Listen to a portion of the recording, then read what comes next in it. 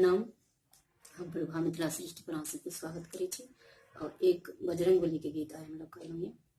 पसंद आए तो लाइक सब्सक्राइब शेयर करो और कमेंट भेजो।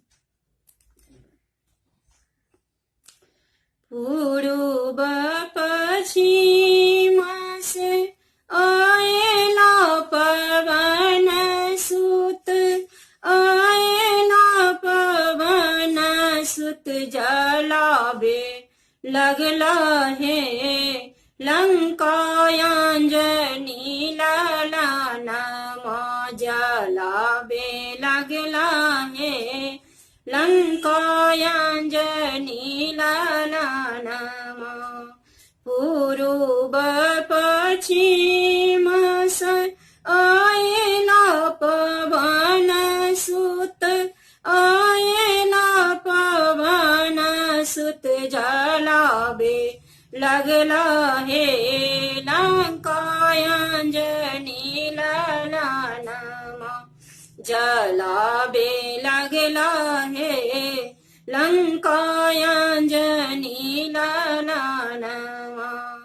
मुँह माजे लागे हुनकर आनल समान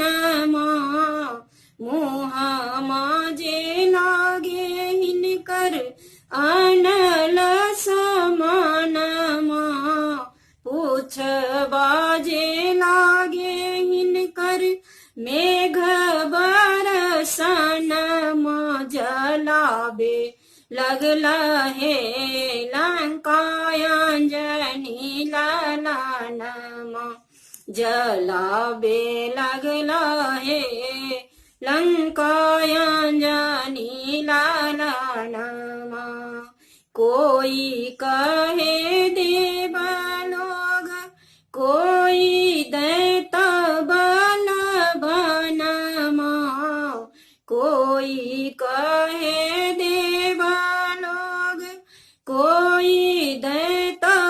बलवानमा, कोई कहे कपि रूप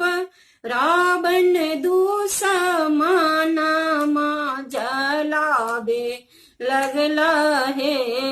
लंकायांजनी लाना जलावे लगला है लंकायांजनी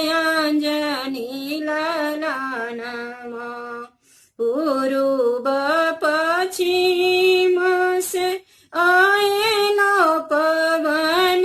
सुत, आएला पवन सुत जलावे लगला है लंकायांजनी लाना जलावे लगला है लंकायांजनी लाना आन जरे धन जरे जरे लाख जनमा आन जले धन जले जले लाख जनमा नर जरे नाड़ी जरे लरी का जबनमा बचावे लगलन हे विभीषण के भवनमा बचावे लगलन हे विभीषण के भवनमा पूर्व पश्चिम से आएला पवन सुत, आएला पवन सुत जलावे लगला है लंकायांजनी लाना जलावे लगला है लंकायांजनी लाना। धन्यवाद।